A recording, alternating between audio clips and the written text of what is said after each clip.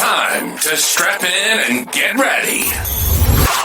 The leaders in NRL Supercoach are incoming. Bringing you the ultimate insight to help you win your leagues and climb up the rankings. You're now listening to the Insight NRL Show with your hosts, Brain, Matrix, and Whisperer.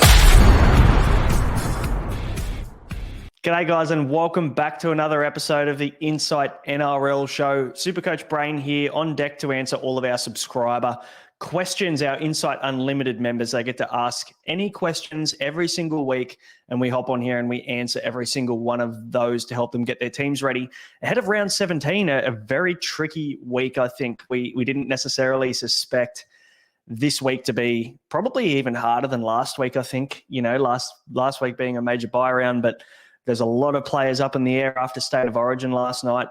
Some already confirmed to be out, and some that are bordering missing out this week, and we'll find out throughout the week. So we're going to answer these questions, but before we do, if you do want to become an Insight Unlimited member, not only do you get access to us, you get all of the late mail inside of the Discord. You get to ask us any questions that you want throughout the week as well. You also get access to AFL, NBA, NBL, BBL, and also Insight NFL that has just launched just in time for the preseason of the NFL season. So jump into the Discord. It is free, and the link is in the description below in this video, or if you're listening to us on audio, you'll also find it below in the description.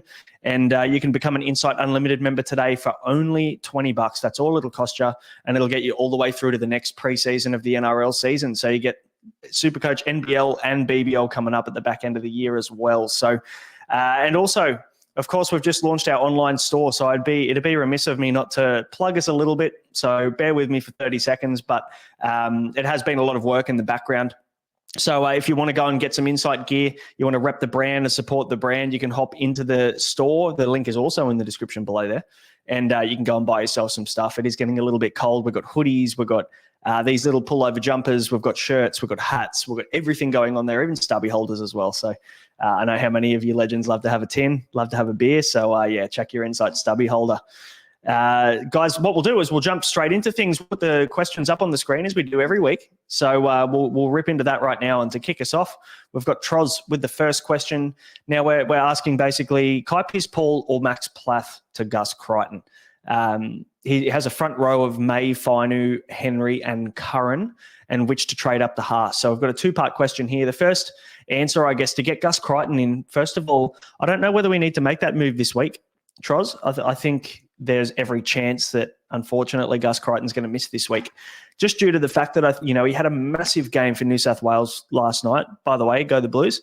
And, there's every chance, the Roosters are sitting pretty, they're looking pretty good this year. They're playing some good footy. And just with the amount of work that Gus got through last night, I think there's every chance he may not suit up against the West Tigers, which should seemingly be an easy matchup for Sydney Roosters. So, I think Gus misses out this week. So I don't know whether we need to make that move this week. And I must admit, I was looking at like a Terrell May to Gus Crichton via Curran kind of move this week, but I think I'm just going to hold on it.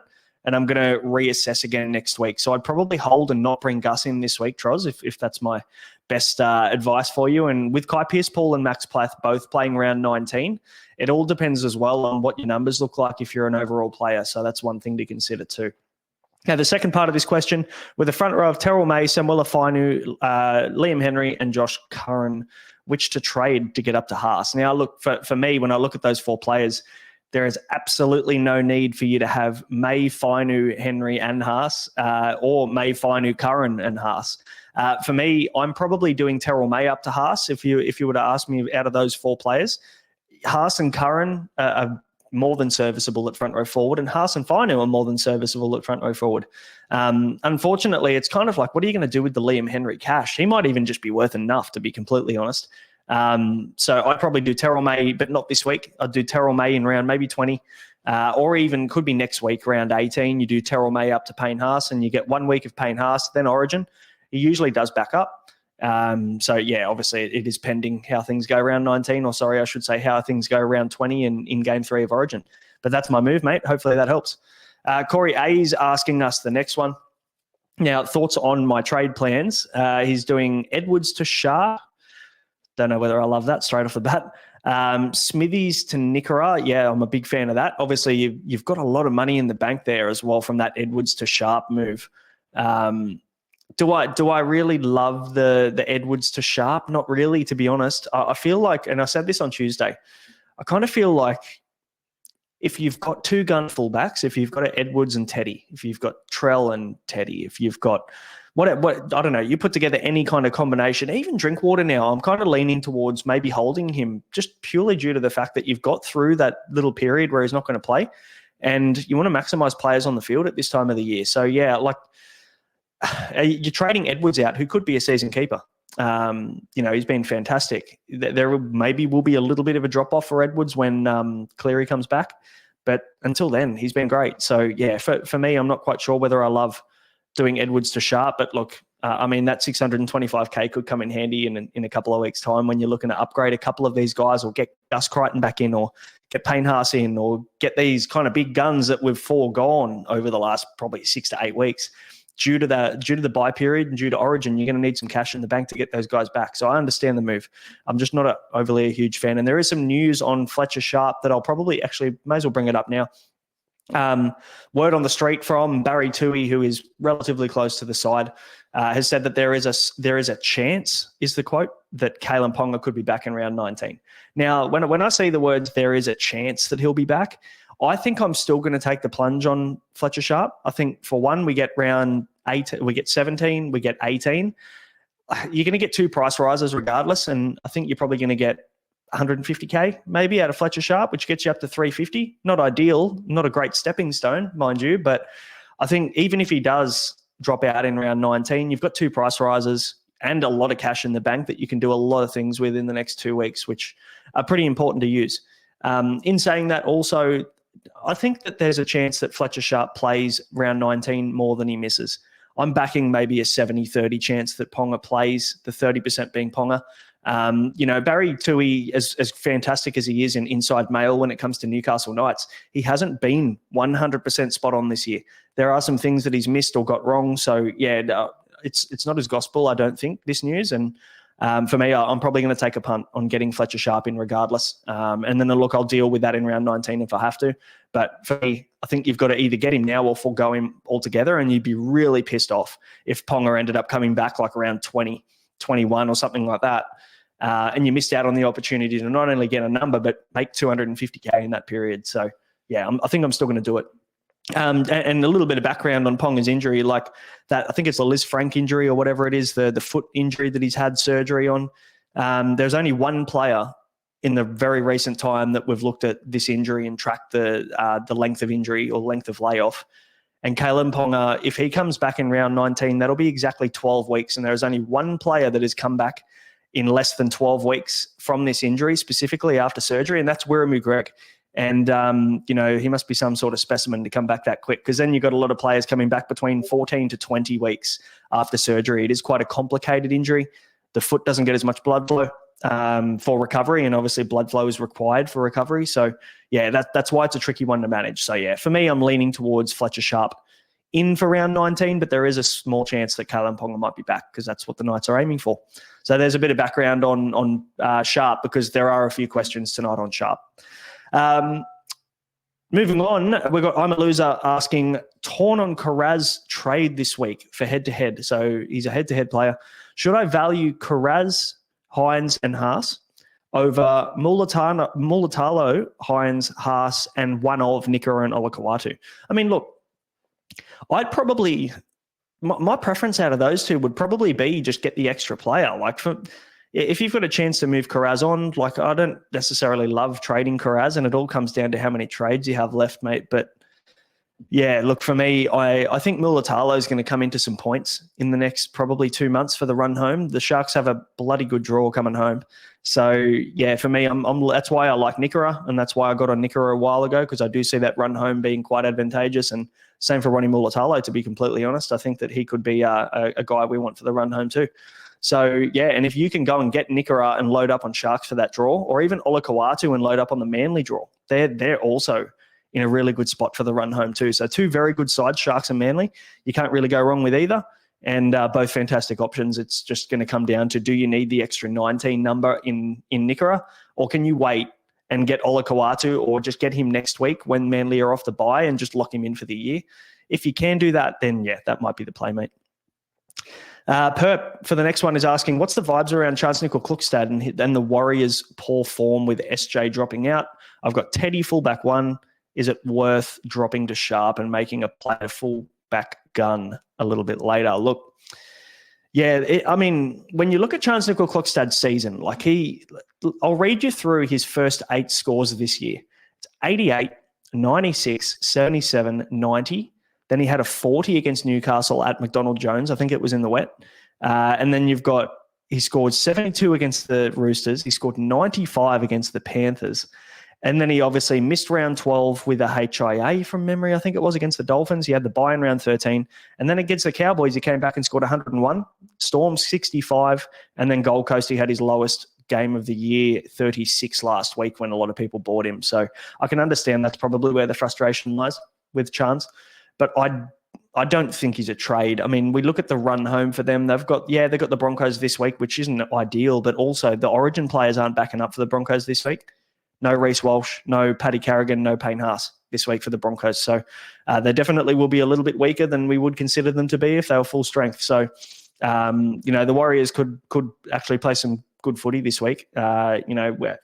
Funnily enough, they've actually won a lot of games with Tamari Martin in the 7, and then Sean Johnson comes back and they lose. So, yeah, look into that however you want to, but I don't think Charles is a sell, personally. I think, I think Chance is going to get his own. You look at the scores this year and he still averages, where is it?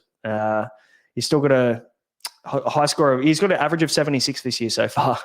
I don't think he's a trade, especially when you look at the run home for the Warriors, and it's actually nice. They've got the Raiders after the bye in round 19 for the run home. They've got the Raiders, Tigers, Eels, Dolphins, Manly, who all back-to-back 5 games in a row, all leak a large amount of points. So, you might want at least a Warriors player or 2 for the run home, and Chance could be the guy. Or if you're a betting man / woman, Dalla Mateni-Zelezniak could come good in that little run there. Now, the next question is from Melmo. Drinky to Sharp is the question. Pretty simple question, isn't it? That's actually one of the more simple ones we've had recently, which is good. Drinky to Sharp. Again, I don't know whether I love trading Drinky out. If we bring up his scores here, he has averaged 78 this season.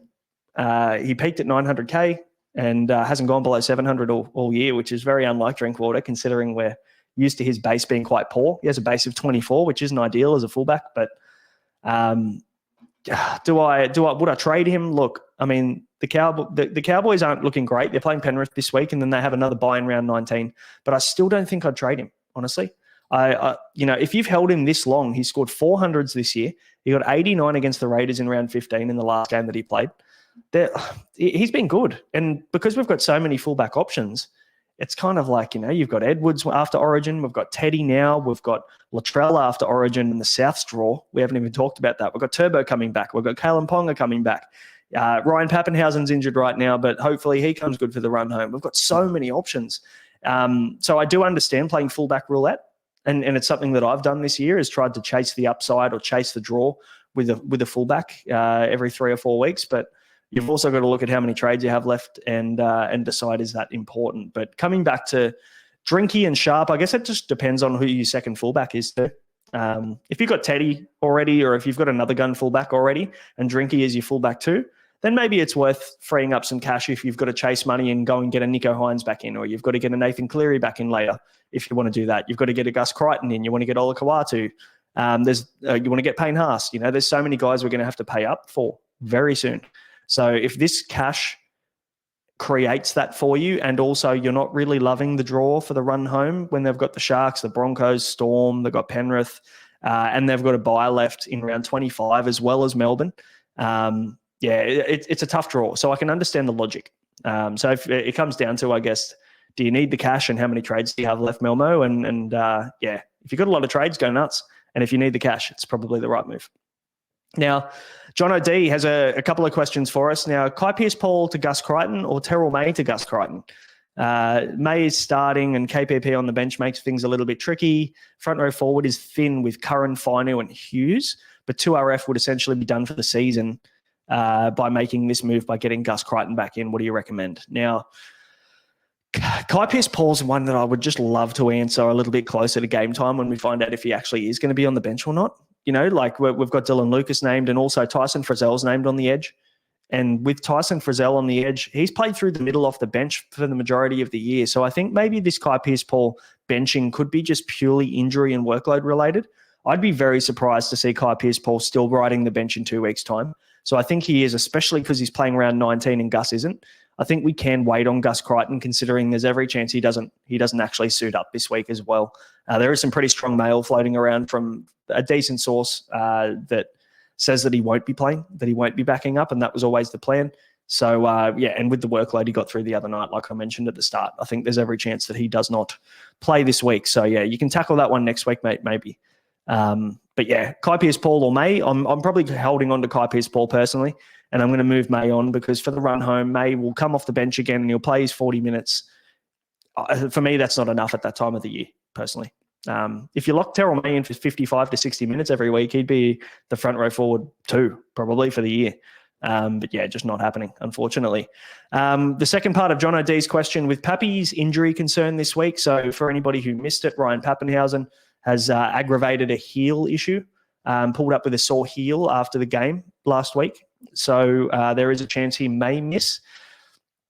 He hasn't been ruled out yet, by the way. So keep an eye on NRL Physio and obviously on Melbourne Storm socials because, the Storm play kind of late in the round as well, which isn't ideal. So if he is ruled out, is Sharp preferred? Traded Pappy in 2 weeks ago for this 3-week stretch, so it doesn't really seem like it's worth holding him if you were going to move him on in round 19 anyway or round 20. So, yeah, I understand that. If you were doing it for a 3-week play, yeah, maybe you can just cash out on Sharp now. Again, there is risk with Kalen Ponga being rumoured to be a chance to play round 19, but the word chance doesn't fill me with confidence that he's going to be back by then. So, yeah, getting 3 weeks out of Fletcher Sharp, I think it's too good to be true, to be honest. I think it's one of those things that, look, if you have more than 10 trades, I think it's worth doing. I've seen some teams with under 10 trades. So, if you're in that situation, maybe I wouldn't. But, if you've got more than 10 or 11 trades, I think it's probably worth pulling the trigger on Sharp and then reassessing. And if he drops out round 19, he won't be an AE nightmare, which is nice. And then we just have to work out some cash to then upgrade to a keeper at some point. My answer is maybe bail. If Pappy's ruled out, maybe you can bail. If we have a look very quickly, I haven't actually checked this, but I'll do it on the fly. Sorry for the delay. The Knights play Saturday at 5:30, which is the third game of the week, which is good. So not ideal with news, but we will know probably if Ryan Pappenhausen is playing. I would assume maybe at the 24-hour cut. I'm sure there will be news that comes out before the 1 hour cut, because unfortunately, if he got ruled out really late, Pappy, it's too late for you to go and get Fletcher Sharp in by then, because they play the game after the Knights. So, but let's just hope we can get some news a little bit earlier than that. Keep an eye out on the Insight socials. If there's any changes, we'll post them. And, of course, NRL Physios does some great stuff as well with injury news. So if you want to stay up to date on that, go and follow him.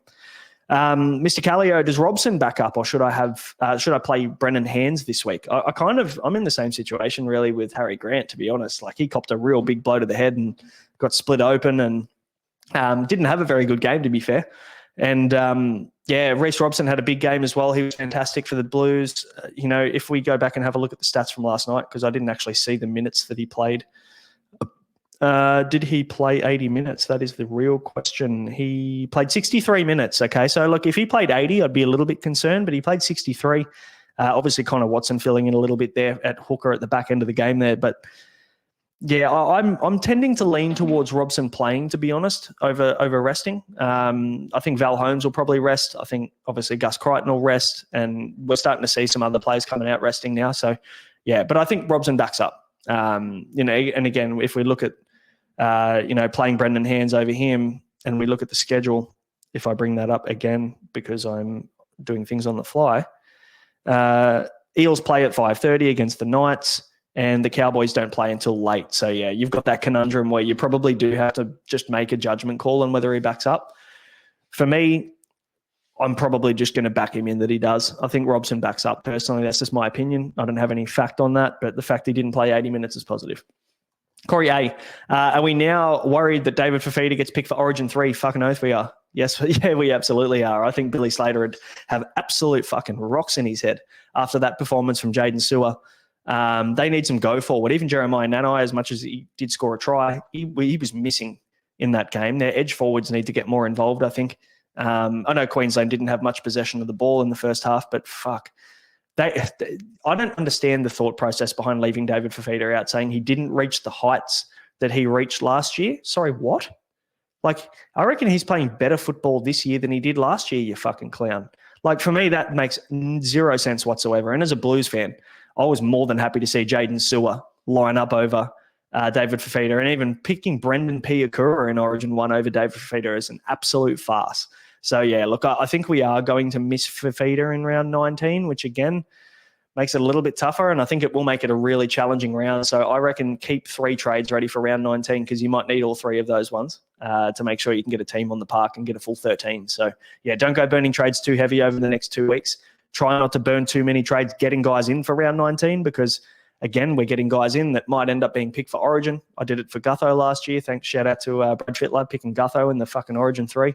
That was great of him, just after I traded him into my team for buy coverage. So, yeah, that's the challenge. But, yeah, I think we're going to miss Fafita, unfortunately, to answer your question.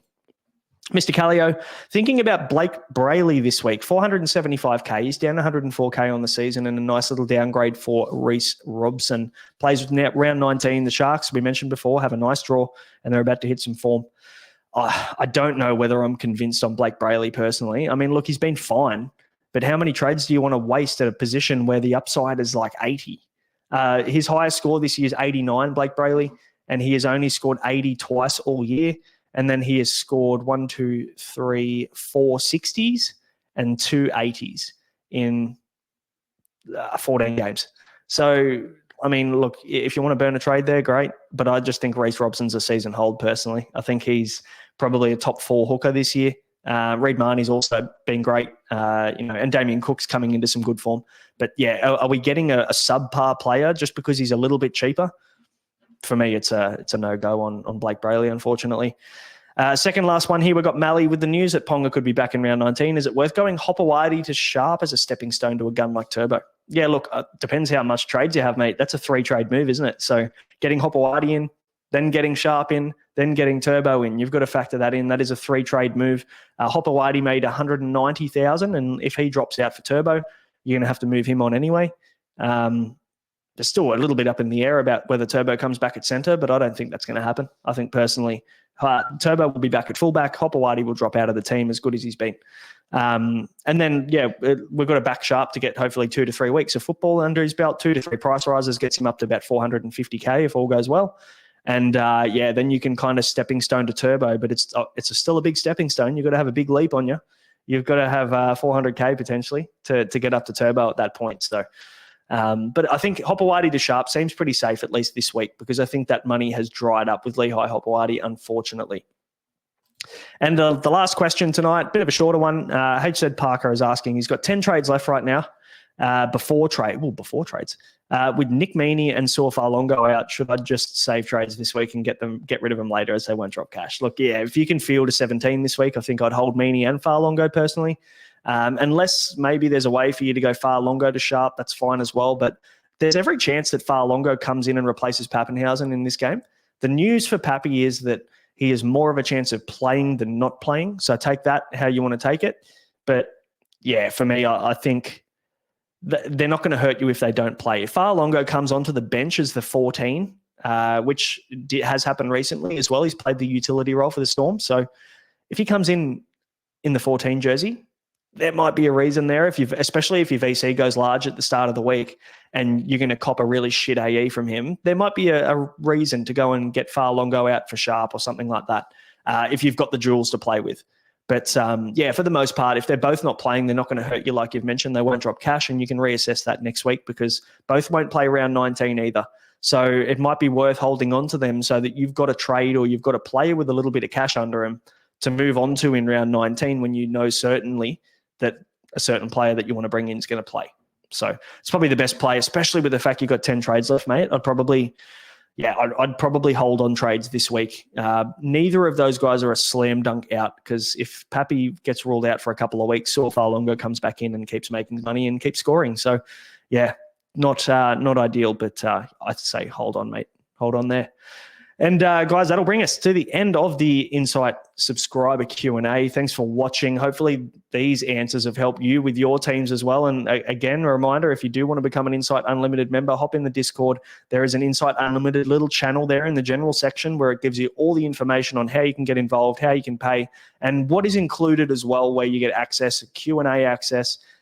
You get all of our final teams and trades as well. So we're very transparent, Whisperer, Matrix, and myself, around what our teams look like, what our trades are. You can even contribute to the community team as well as a part of the free Discord. So there's plenty going on in there. We've got over 1,000 people talking Supercoach and fantasy sports. So feel free to jump into the free Discord. And of course, if you did like the episode, the way for you to support us without even having to get your wallet out is just click the subscribe button underneath. We would really appreciate that, because it helps us get these episodes out to more people. And hit that like button. And if you are listening on audio, leave us a review. A 5-star review would be fantastic, and click that follow button. Thanks for listening, guys. Good luck this week. Hopefully not too many more late Origin outs, and we can find some green arrows for round 17. We'll see you on Sunday for the wrap-up. Take care.